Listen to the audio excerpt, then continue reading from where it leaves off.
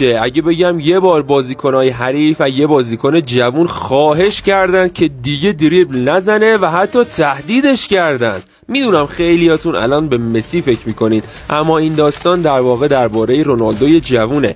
توی یه بازی لیگ قهرمانان اروپا مقابل روم در سال 2007 رونالدو اون شب یکی از بهترین نمایش‌های تاریخ فوتبال رو اجرا کرد.